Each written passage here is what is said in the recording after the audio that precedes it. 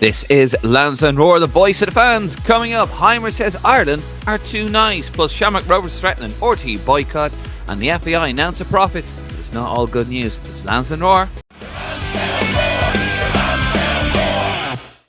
You're very welcome to another episode of Lansdowne Roar. David Dunn here, flying a solo. No Martin yet. He will be back soon from Portugal. Before we get started here, as always, scan that QR code, head over to our Facebook, Instagram, and our Twitter account.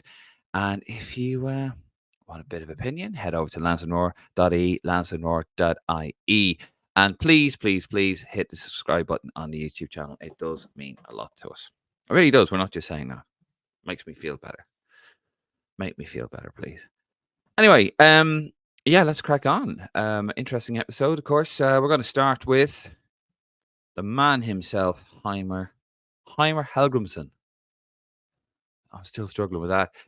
He had a Q&A the other day in the Aviva Stadium. Some lucky season ticket holders got an opportunity to talk to the man himself, to listen to Q&A with himself and Ollie Callahan, and then ask a few questions and then post a few photographs. So it was quite nice. A bit different from what we've had with the FAI previously. And yeah, I think a really, really, really good idea. Hopefully something they could do actually every year. Or every 6 months, get to know the manager a little bit, let the manager get to know the Ireland fans too. So yeah, nice initiative, like it. Of course, there was some very interesting comments. I'll start with the main one, the headline grabber, the one that we have here on the graphic, where he says Ireland need a bastard going forward. I think in many ways, Ireland is similar to Iceland in the sense that we don't have many players playing at the highest level in the Champions League. So there's no high profile player. It's going to be down to the squad to win the games, not the individuals. I think the first impression of the players is really good. Team players, really good characters, maybe a little bit too nice. Sometimes you need a bastard in your team. I'm looking for him. Maybe we can develop him. I like this from the manager. He's been saying all the right things, to be fair. Heimir has. I've said this for a very long time about, if you've been a fan of the pod for a while, I've been saying this for a very long time about the Ireland team, not aggressive enough. If you're going to play I think any style of football really, but especially a possession-based style of football, a pressing style of football, you need to be aggressive. You have to work hard to, when you lose possession, to win the ball back. So you have to press aggressively, and that's not really. That is, we talk about not having enough time. For example, I'm on about Pep Guardiola if he becomes the England manager. More on that later on. How is he going to really change the team, because he only has them for a very small period of time, so you can't really fundamentally change too much what your players do in such a short space. But one of the things you can change, I believe, is aggression. It's the team talk, it's the training, it's whatever a coach has to do. You can do that, and I think Stephen Kenny failed with that. It was one of his biggest failures as Ireland manager, was to make us aggressive. And Irish people, we tend to be quite aggressive, especially with sport. We're very competitive people, so it kind of befuddled me why we were such a placid team for such a long time. So I like this. I like what I'm hearing from Heimir, and I agree. Who is the bastard going to be? I reckon Jason Malumbi. Not James McLean. Too late for him, unfortunately. But Jason Malumbi is a guy who punched the guy pre-season and put him in a headlock. All right, a little bit much, a bit too much, but still, he has that streak in him, and he's back playing for West Brom regularly. So you never know. He would be my option there. What do you think? Tell us in the comments, of course. You lovely people. A few things he did talk about as well during the Q&A. What do Ireland need to do to defeat England on September 7th? I'm getting this from the independent.e, by the way. I think the odds will be with England. That's not surprising. They are the second best team in Europe at the moment. Their winning ratio is unbelievable. Of course, they are favourites, but that's the reason why this game is so incredibly popular, he said. This game will always give you surprising results. If you're prepared, if you're organised, you can always win. That is hopefully what we're going to do against England. That was probably the best day of our lives when that happened, when Iceland knocked out um, England in Euro 2016. They probably overestimated themselves or underestimated us because he scored in the 5th minute. I hope we can just be as organised when we face them here as we were in France. I have a 100% record against England as a coach, so I'm going to keep that. I'm sure that was said tongue in cheek. Yes, of course, we play England on the 7th of September. That is our next game, Heimer's first game, but also the first game of interim manager, Irishman Lee Carsley, which is there's a photograph of him there, which is kind of mad when you think about it. But fair play to Lee. He's a professional, I guess. I know, no. I mean, it is what it is, right?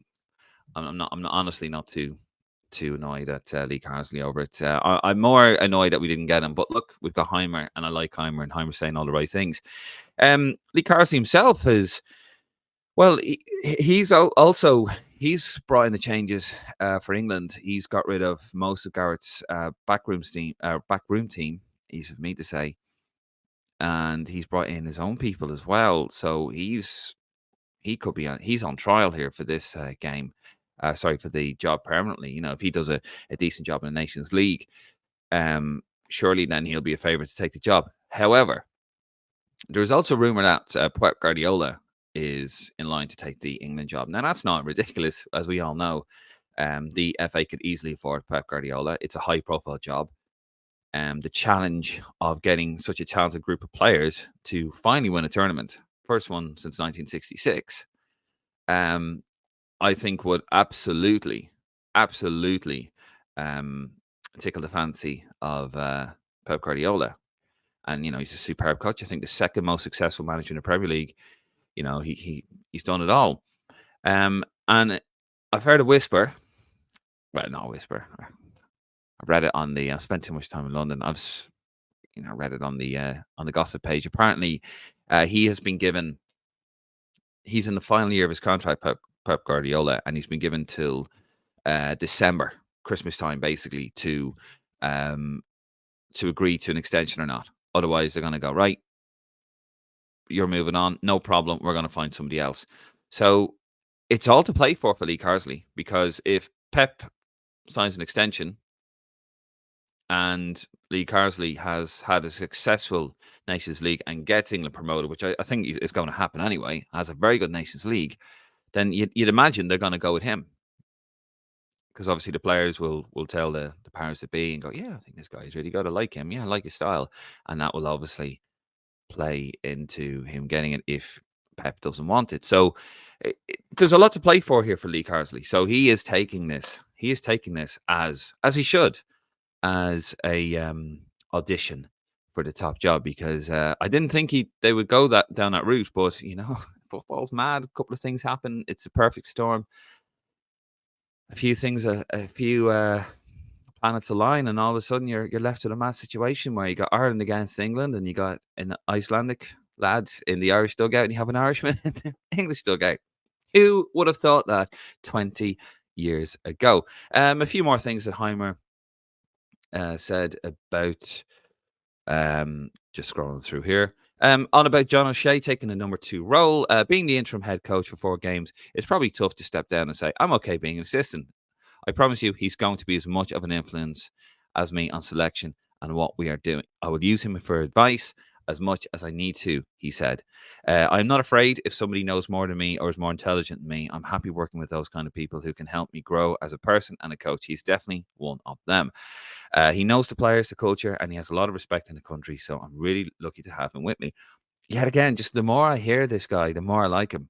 Obviously, you have to have the overall say as a manager or a boss, but you need to listen to those around you. You need to listen to your officers, your lieutenants. That's what he's going to do, and I think it's fantastic. And I think it's very good for John O'Shea. And I think it's good for us that he's going to learn from somebody like Heimir, a professional. Because you'd hope maybe a little bit down the line, John O'Shea will be the next manager, and hopefully not for a very long time. Because if Heimer's in a job for a long time, it means he's done a bloody good job. So it's fantastic. Also, he mentioned the predecessor, of course. Stephen Kenny. I've always said in my job or in the job of coaches is to leave your shirt in a better place. Always take a job with that in mind. If you're fired in 1 week, 2 weeks, or 3 weeks, at least leave something that you can say, okay, I left it for this guy.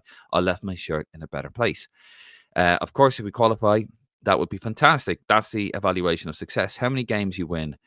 But I think there are a lot of things we can do for the future. I think Stephen Kenny did a lot of good things and left his shirt in a better place. Look, say what you want about Stephen Kenny. We were a massive fan of Stephen Kenny here, and we supported him during the very dark early days.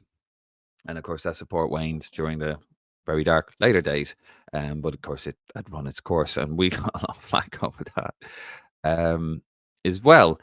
But Stephen Kenny will be remembered positively. Give it time, he will. And I can see a couple of the listeners looking back at watching this now and thinking, what? I won't mention their names, but I know exactly. One shares a first name with me. But I think Stephen Kenny has done really well with certain things, blooding in young players. Like, look, Heimir, when Stephen Kenny was Ireland manager, we had a lot of players in League One playing. Now it's Championship and Premier League. Not as many Premier League players as we would like. We talked about that and on our Boys in Green, obviously, that you can catch that every week. Next episode should be due Monday or Tuesday. But anyway. And like goalkeeper situation for the start. Three lads in the Premier League, but none playing. One injured, to be fair. But he's a lot of young players with a lot of caps under the belt. Like there's Jason Knight, he's 22, 23, 26 caps, not 62 caps. As I put on the graphic by mistake, has been corrected, by the way, but that's what we're here for. 26 caps already. He's 22, 23, just off the top of my head. So these guys have a bit of experience, and I think the squad, it's a very good squad. It's got a lot of potential, and he is right. There is no top player at the moment. There's potential for that. Andrew Amabamadeli, Nathan Collins, you had a decent start. Lucky with the free kick for Brentford over the weekend. But then you got Evan Ferguson, the great hope of Irish football. If he can get injury free for a while, start banging in the goals again, who knows? But at the moment, I think it's a very good squad with very good potential. And, it's not a bad job. It's not a terrible job in terms of the players. I would dare say it's probably stronger than the Icelandic team he had back in 2016. So this guy can do something with his team. I'm very certain with that. Obviously, England in the first game gets a positive result. Gets a positive result against England, even a 0-0 draw, or a 1-1 draw, something like that. Who knows? It just needs to get that. Just needs to get it moving there anyway. But that was the Heimir Q&A. There is a video highlight package up on the FEI YouTube channel. If you want to watch the whole thing up there. But no, he does seem like a very likable guy, Heimir. And best of luck to him. And I think he was greeted warmly. He was asked actually about our colleague over at Green Machine, Nick. He asked the question. I think it was the first question actually. He asked about Casey McAteer, Kirkin, who was born in Dublin, funny enough, but played for England, and Liam Delap. And are you gonna go with the granny rule like he did for Jamaica? And he sort of said that basically, well, yeah, we're looking into it. We're kind of looking into it, but we're not really. We haven't done anything yet because, of course, Casey McAteer now is a Premier League player. So is Liam Delap for Ipswich, and he was supposed to, towards the end of the Stephen Kenny era, he was supposed to get on board with Ireland, but it just never happened and never went any further, and I don't know why. Hopefully, we'll see some positive movements on that because we need all the players we can get. Anyway, we're going to move it on to the League of Ireland. So a row has erupted between Shamrock Rovers and the national broadcaster. Not really Shamrock Rovers and the national broadcaster as much as the League of Ireland and the national broadcaster. There's Stephen Bradley there, Shamrock Rovers coach. So this obviously has happened a few days ago and happened after we recorded the last episode. But it's from the Irish Mirror. Shamrock Rovers have warned that they will not allow RT to broadcast any more matches from Tallaght Stadium this year over the failure to show any of the European games so far on live television. The Hoops on Monday confirmed that this week's Europa League playoff away leg against Greek side PAOK, PAOK, I don't know how you say that, will be streamed live. Now, of course, I believe Rovers lost that 4-0. Unfortunate, but it doesn't matter. That's in Europa League. That they will be in the Conference League anyway. So they are guaranteed group football, which is fantastic for them and fantastic for the League of Ireland. We continue. The 4 in a row League of Ireland winners take on the Greek champions for a spot in the Europa League group stages, with the losers of the tie already guaranteed Europa Conference League football. Rovers confirmed on Monday that following negotiations, Thursday's first leg will be available for Hoops fans in Ireland and UK to watch on League of Ireland TV, which it was. The match kicked off at 6:30. Just trying to find you a bit more. Yeah, Rovers used Monday's announcement just gone to criticise the fact that none of their 4 rounds in Europe, 2 in the Champions League and 2 in the Europa League, have been televised. And they warned that cameras might not be allowed into Tallaght Stadium for the remainder of the 2024 campaign. An insider confirmed that matches in all rounds so far have been offered to RT and Virgin Media, and that TG Cahir and Premier Sports were also contacted ahead of the Europa League games. The conversations with the broadcasters were cut short, according to the source, even before the subject of money had been raised, and Rovers were willing to waive a fee. It's what the club had to say. The club exhausted every avenue across the 4 rounds of European matches to deliver matches on a free-to-air national broadcaster, but to no avail. Live streaming has provided fans with the option to follow the Hoops home and away in Europe in July and August. It's been a disappointment that these thrilling games have not been showcased to a wider Irish audience. The drama of the last-minute penalty miss in our first home tie, advancing to the team to the Europa the UEFA Champions League qualifying round 2, with 9,500 fans packed into Tallaght Stadium for a great match against Sparta Prague game, and finally the turnaround from an away first leg loss to beat Celje, butchering that I'm sure, in extra time to make the Europa League, the Conference League phase at a minimum. And now the visit of PAOK will not be broadcast on terrestrial Irish TV, which it wasn't. The club is considering if it will facilitate any further requests from the national broadcaster to show a League of Ireland game from Tallaght Stadium 2024. Stephen Bradley has come out in support of this. This is what he has to say, also from the Mirror.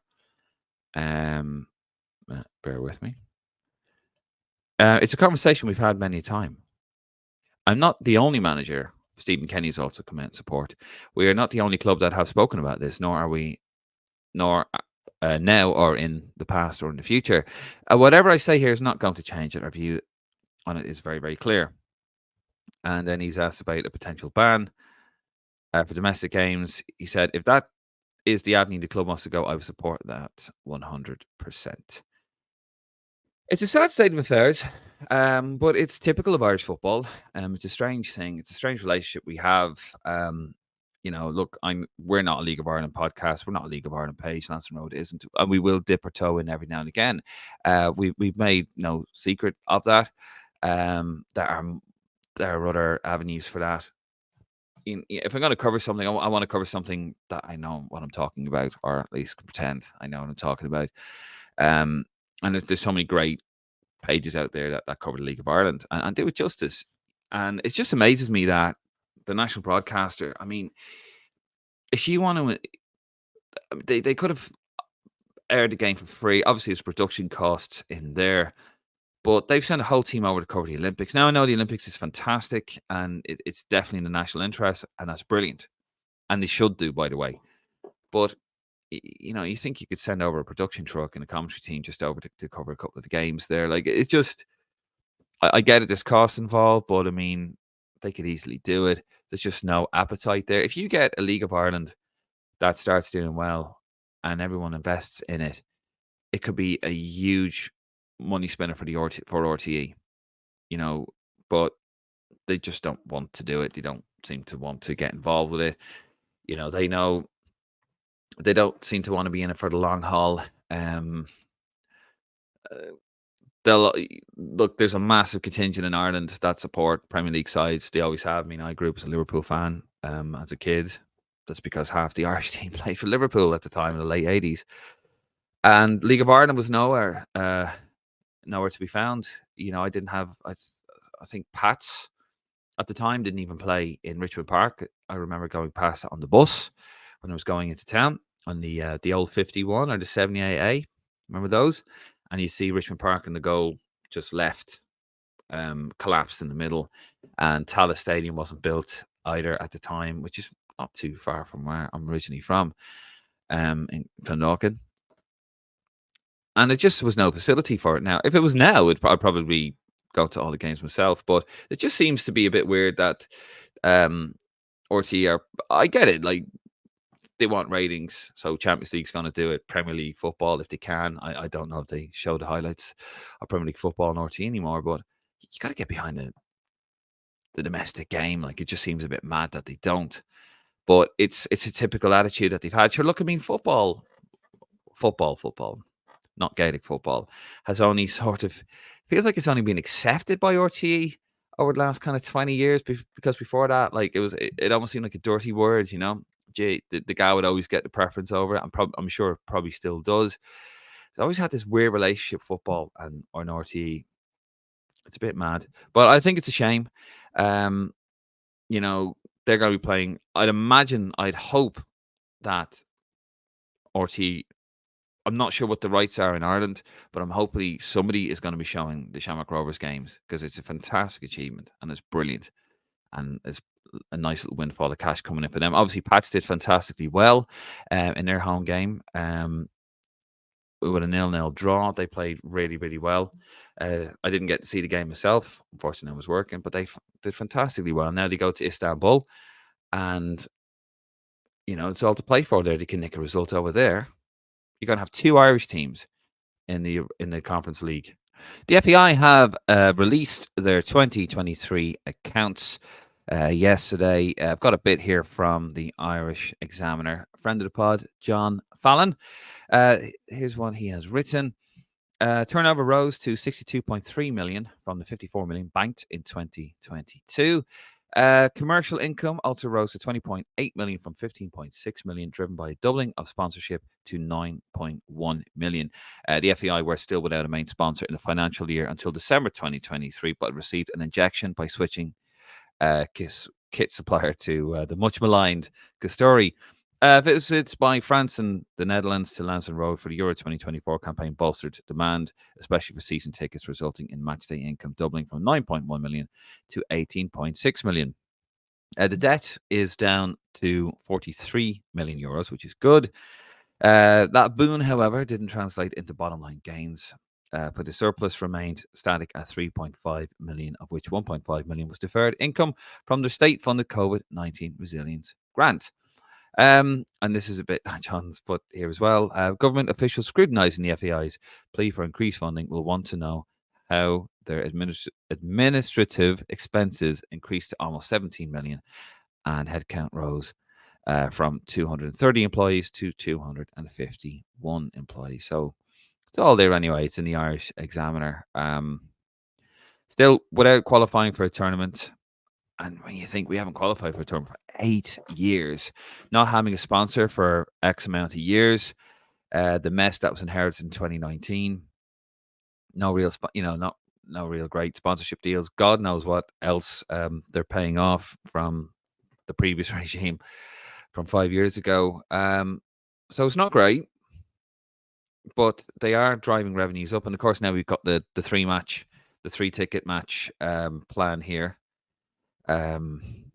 Ireland against England, which of course is a 7 at 5 o'clock, and you got the Greece game, you got the Finland game. That's the match pack, and the all three games together.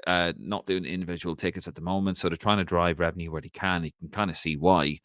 But will the Irish punter want to part ways with their cash? I mean, it's in the middle of a very difficult time as well for people where we're all feeling the cost of living crisis, both sides of the Irish Sea as well. It's an interesting one, but of course, with Heimir now, and also we've had a massive amount of time without an Ireland manager, so that'll be interesting to see the 2024 accounts when they come out next year. But look, at the end of the day, if we qualify for a tournament, we start qualifying for tournaments. That all sort of goes away a little bit, but that's down to the manager and the team.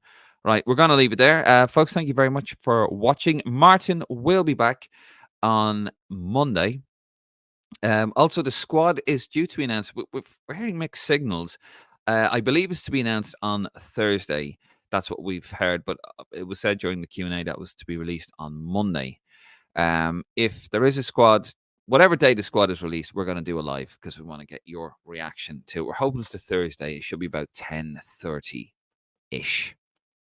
We hope, but just stay tuned to the socials. If you want to get to our socials, hit that QR code, head over to our Facebook, Instagram, and our Twitter account, and give the YouTube a cheeky subscribe. If you want an audio version of this, head over to lansdowneroar.ie. That is lansdowneroar.ie, and we've got all the episodes over there for you to listen, or wherever you get your podcast. Really, it is there. Anyway, I'm out of here, folks. Thank you very much. Yeah, safe home.